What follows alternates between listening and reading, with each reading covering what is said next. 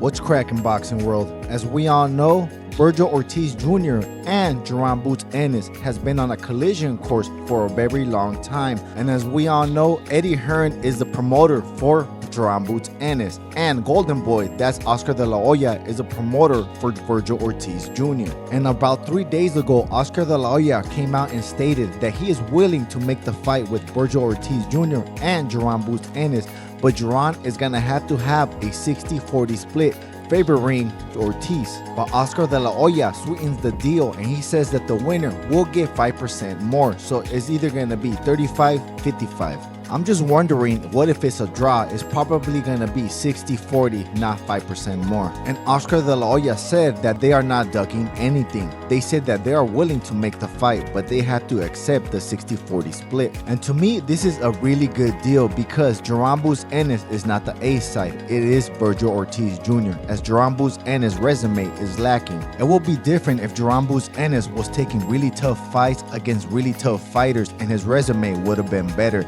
It would have been a 50-50 split, but it's really his fault for taking those low-class fighters. Nobody told Jaron Boots Ennis to fight low-class opposition at this stage of his career. The Lima Beans and the Albanesian fight, I believe that his best fight was against Royman Villa and maybe even Stanionis. I mean, you can see that he is very talented, but that's against low-class opposition. I am pretty sure that he's not gonna do the Matrix against somebody like Terrence Bud Crawford. But be that as it may, Oscar De La Hoya adds that today is the last day for the deadline if he's gonna be able to accept the 60-40 split. If not, he's gonna move on to other opposition. And I believe this is not just Eddie Hearn's only fighter, it's his best fighter for sure. And there's nobody in Matchroom at the 154-pound division that could equal somebody like Vergil Ortiz Jr. So I believe Jaron Boots Ennis is a lone wolf on Matchroom. There's nobody that they could face him against to make some good amount of money. Now I believe Jaron Boots Ennis is between a rock and a hard place. I am pretty sure that he is gonna take that offer, but if he doesn't, I mean, it's business, I guess. And I also know another thing that hurt Jaron Boots Ennis negotiations on this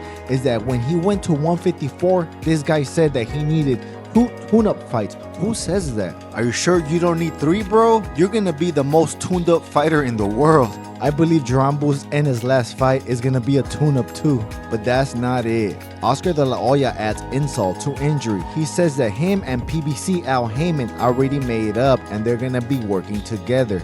He also adds that Jaron Boots Ennis is the one that needs Vergil Ortiz, and Vergil Ortiz does not need Jaron Boots Ennis. Jaron Boots Ennis is interchangeable with anybody, even Sebastian Fundora. To tell you the truth, the PBC has one of the biggest rosters in the 154-pound division. That is where the talent is at. Jaron Boots Ennis should have stayed with the PBC. Now he's stuck with Matchroom. And I believe Oscar De La Hoya was trying to insinuate that he is working with the PBC so they can roll out Turkey Al Sheikh, because he kept saying that him and the PBC are gonna throw bangers that are gonna be here in the States. All the fights are gonna be at the States now. Thank God, because I was missing some of these fights that came out at 2 in the afternoon. I just had stuff to do and I missed the fight. To tell you the truth, yes, Vergil Ortiz Jr. and Jaron Boots Ennis is a huge fight in boxing, but I do not believe it's the biggest fight in the 154-pound division. I think you can mix and match these fighters and the fight is going to be almost as big.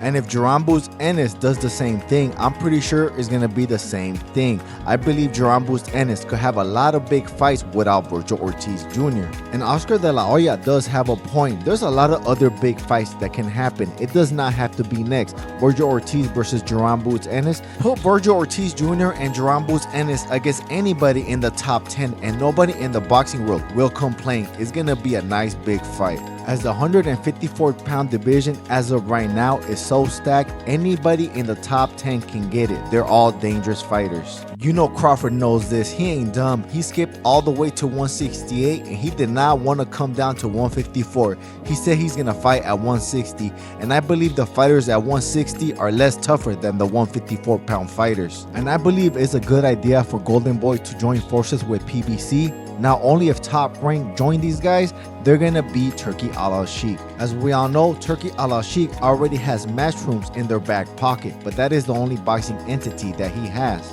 Because as we all know, Turkey Al Sheikh comes from royalty. He has deep pockets.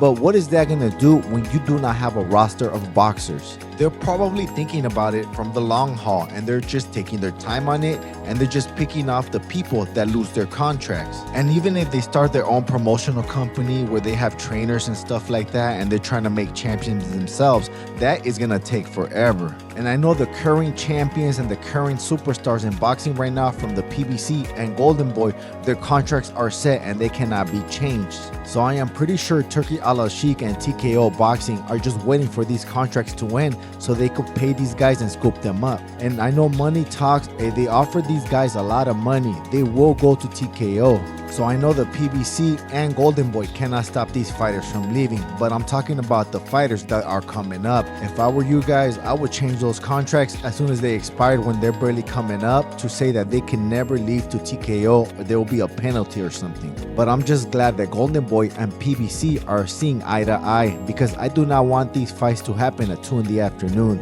Make it like a 7 or 8 like old school. But my time is up, champs. Don't forget to share, like the video, and subscribe. Peace. I shook up the world! I shook up the world!